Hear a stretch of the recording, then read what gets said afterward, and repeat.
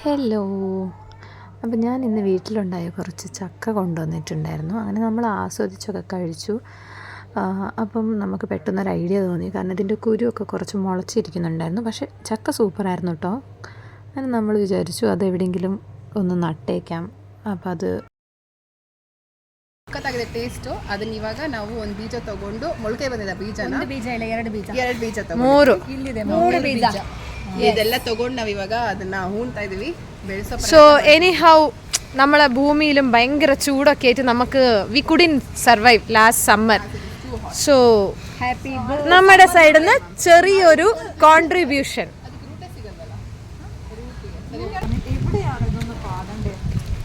നമുക്ക് അവിടെ പോയി നോക്കാം.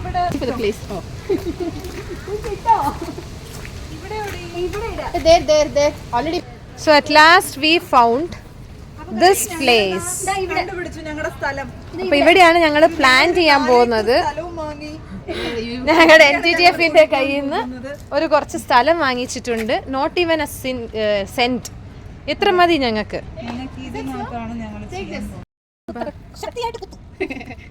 ഒത്തിരി ഡെപ്ത് വേണ്ടല്ലോ, ഒത്തിരി ഡെപ്ത് വേണ്ട.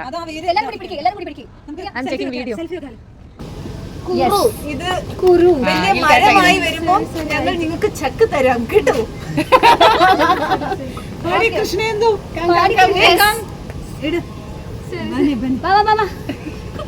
മൂന്ന്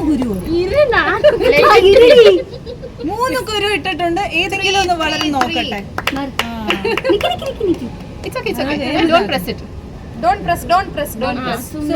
അടയാളത്തിന് വേണ്ടി ഞങ്ങൾ ഈ ഇഷ്ടിക ഇവിടെ വെക്കുകയാണ്. ഇതും കൂടി ഇടുകയാണ്.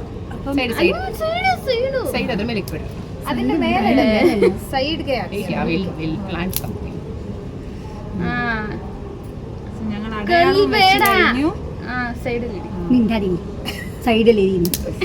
അപ്പൊ ഗൈസ്, ഞങ്ങൾ ഞങ്ങളുടെ പാർട്ട് ചെയ്തു.